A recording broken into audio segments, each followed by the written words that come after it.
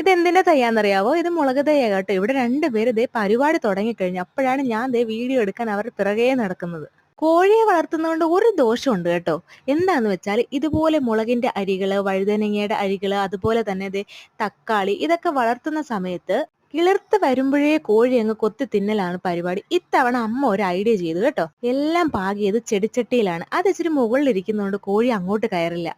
അതുകൊണ്ട് ഇത്തവണ എല്ലാം പാകിയത് നന്നായിട്ട് തന്നെ ദേ വളർന്ന് ചെടിച്ചട്ടികളിൽ നിൽപ്പുണ്ട്.